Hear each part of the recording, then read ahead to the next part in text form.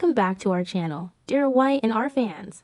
Today is a great day to explore the madness that just occurred in Genoa. We'll uncover the surprising identity of the person behind Matt that drove Nick insane. Who could it be? Viewers will be surprised to learn it's someone very familiar with the Newman family. What does Nick plan to do with her? Oh my god, I cannot even begin to process the absolute audacity of Nick Newman right now. I am sitting here, typing furiously at what is probably way too late at night, because I just watched the latest episode and I am practically screaming at my television screen. I mean, are we seriously supposed to root for Nick after what he just pulled with Phyllis Summers? Because I am disgusted. I am so beyond frustrated with the Newman family's constant, suffocating hypocrisy that I could pull my hair out.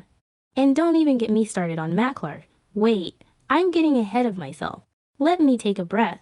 Okay, back to the point. We need to talk about the absolute bombshells dropped today, from the replica shadow room to the GCAC showdown, because the writers are taking us on a wild ride and I have opinions. So let's start with the absolute Twilight Zone moment at the Newman Ranch, Phyllis actually dropping by to check on Nick. I have been watching the show for years, and seeing Victor Newman have a cordial, genuinely thankful conversation with Phyllis Summers is like seeing a pig fly over Chancellor Park. Victor actually thanked her for saving Nick's life from that fentanyl overdose.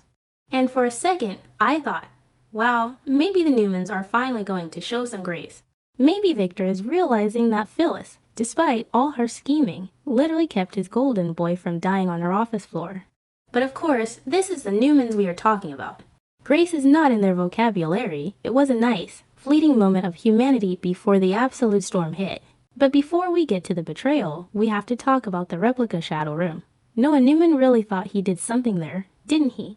He built this entire elaborate set, dragging Nick, Sharon, and Sienna down there to force Matt to remember his crimes. It was supposed to be this grand, triumphant moment of justice. Noah wanted the monster to wake up so they could punish him. But what actually happened was one of the most incredible, shocking pieces of character development I have seen on Y and R in a decade. I know some people are loving seeing Matt suffer, but personally, I was completely blown away by how this played out. Matt Clark got his memories back, the floodgates open. But instead of the smug, evil, Vegas-bombing psychopath returning, Matt completely broke down. I mean, he was sobbing, horrified by his own actions. He saw the abuse he put Sienna through, the torture he inflicted on the Newmans, and it literally broke his brain. He was terrified of himself. Am I the only one who actually felt bad for him? Watching a man realize he is a little monster and being utterly traumatized by his own reflection was intense. The sheer panic in his eyes as he remembered what he did was chilling. He didn't turn into a supervillain. He turned into a broken, shattered shell of a human being. And Sienna, oh my god, Sienna, when Matt started hyperventilating and apologizing frantically, it was Sienna who stepped up to comfort him. Sienna, the woman he abused and terrorized. It was such a complex, messy, beautiful moment. You could see the shock on Noah and Sharon's faces. They wanted a villain to punch, and instead, they got a weeping man who hates himself more than they ever could. Sienna suggesting they call Detective James Burrow made total sense, but Nick shutting it down because Matt is useless right now just shows how cold Nick has become. Nick doesn't want justice anymore, he wants a punching bag. So Nick drags Matt back to the ranch, and we get this fascinating debate between Sharon, Noah, and Sienna. Sharon, ever the moral compass sometimes, anyway, insists Matt still has to go to jail for what he did in Las Vegas, and theoretically, she's right, he committed crimes. But Sienna is looking at this fragile, shattered version of Matt and questioning if he would even survive a day in prison like this. It is such a brilliant moral dilemma. Do you punish the man he was when the man he is right now is completely different? It reminds me of when they tried this amnesia redemption arc with other villains in the past, but this feels so much more raw and visceral. Sienna's empathy is staggering, and it highlights just how ruthless the Newmans are in comparison. Then we cut to the Newman gym. Matt is just sitting there, crying hysterically, drowning in remorse. Nick leaves him there alone, and Matt is just begging for the memories to stop. He is so repulsed by his past. It honestly made me tear up. I never thought I would say that about Matt Clark, but the absolute despair he is projecting is so believable. He doesn't want to be that guy anymore. He is literally terrified of his own shadow. The fact that he is trapped in a gym on the Newman Ranch, completely at their mercy, while having a total psychological breakdown, is so dark. Nick goes to Victor and basically admits that the Matt they wanted to destroy might be gone for good. The old Matt is dead, and Victor, because he is Victor, insists on handling Matt himself. Victor marching down to that gym was a scene I was dreading. I thought Victor was going to beat him to a pulp or mentally torture him. But instead, we got a psychological masterclass.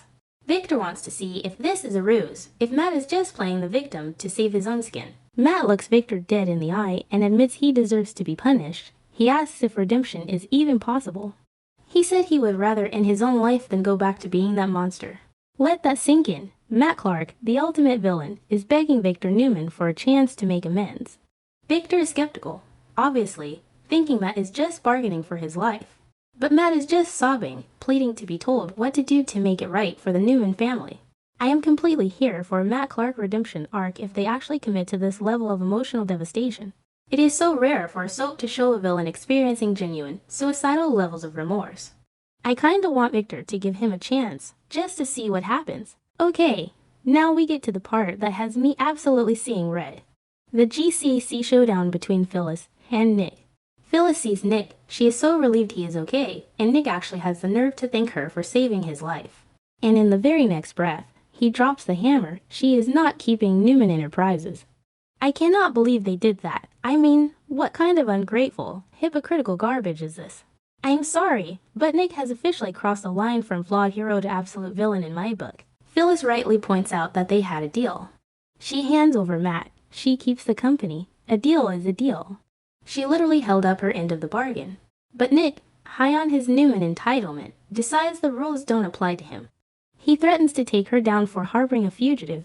He tells her he will go to the Vegas PD and expose her for paying for Matt's hotel room and deliberately hiding a criminal. Are you kidding me, Nick? You were literally just doing fentanyl in a Vegas motel a few days ago, and now you are playing the moral high ground with a woman who just did CPR on you. Because let's be real here, the Newmans are currently harboring Matt themselves. Nick tries to justify it by saying they didn't pay for his hotel, but they are holding a man hostage on their ranch. They kidnapped him. The hypocrisy is so thick you could cut it with a knife. Phyllis is screaming at him, completely losing her mind, and she has every right to. She saved his life. She delivered Matt on a silver platter, and Nick stabs her in the back with zero hesitation. It is so infuriating to watch the Newmans constantly get away with breaking the law while they hold everyone else to an impossible standard. Phyllis's rage in that scene was everything. You could see the exact moment her heart hardened against Nick all over again. I know some people are loving Nick taking charge and being this ruthless businessman, but personally, I think he looks like an absolute jerk. He is projecting all his own self-hatred about his drug addiction onto Phyllis. He hates that she saw him weak. He hates that she had to save him, so he is punishing her for it. It is classic toxic masculinity and classic Newman behavior. Phyllis is going to burn his life to the ground for this betrayal, and honestly, I hope she does. I hope she takes every single Newman down with her. You do not cross Phyllis Summers when she has nothing left to lose. Let's unpack Nick's psychology for a second, because it is driving me insane. Nick used to be the one Newman who actually had a conscience. Remember when he used to stand up to Victor. Remember when he actually cared about doing the right thing. Now, he is just Victor 2.0, but without the charm or the strategic brilliance. He is acting entirely out of emotion and spite. Threatening Phyllis with the Vegas PD is such a low blow. It shows that he has zero gratitude for his own life. If Phyllis hadn't been there, Nick would be in a morgue right now. And his repayment is blackmail. It makes me sick to my stomach. And what about Matt? If Nick exposes Phyllis to the Vegas PD, doesn't that expose the Newmans too? Because if the cops start digging into Matt Clark, they are going to find out that Nick and Adam were involved in all sorts of illegal activities in Vegas. Nick is playing with fire, and he is too blinded by his own arrogance to see it. He thinks because his last name is Newman, he is untouchable. But Phyllis is not going to take this lying down. She is a survivor. She will find a way to flip the script, and when she does, Nick is going not know what hit him. I also have to talk about the dynamic between Victor and Nick right now. Victor is letting Nick run point on this Phyllis takedown, but Victor is keeping Matt for himself. It is such a classic divide and conquer strategy. Victor knows Nick is too emotionally volatile to handle Matt, especially after seeing Matt break down. Victor wants to break Matt even further, or maybe he wants to mold Matt into a weapon. Can you imagine if Victor turns Matt into his new loyal dog? If Matt is so desperate for redemption that he will do anything Victor says, Victor just gained the most dangerous asset in Genoa City. I am predicting right now that Phyllis is going to team up with someone completely unexpected to get back at Nick. Maybe she will go to Diane. Maybe she will find a way to expose Nick's fentanyl overdose to the press. The fact that Nick is running around making threats while he is barely out of rehab is laughable. He is a walking liability. And Phyllis knows all his secrets. If Nick wants to play dirty, Phyllis invented the game. She is going to destroy him, and I am going to be sitting here with popcorn watching it happen. Overall, this episode was a roller coaster of emotions. I went from feeling genuine pity for a psychopath to feeling absolute hatred for a supposed hero. The writers are really pushing the boundaries with these characters, and while it is frustrating as hell, it is also incredibly compelling television. I haven't been this invested in a storyline in months. The moral ambiguity, the shifting alliances, the sheer emotional weight of Matt's breakdown, it is soap opera perfection. But seriously, Nick needs to be taken down a peg. Am I the only one who feels this way? Please tell me you guys are as mad at Nick as I am. I need to know I am not screaming into the void here. Let me know what you think is going to happen next, because I am counting down the minutes until the next episode.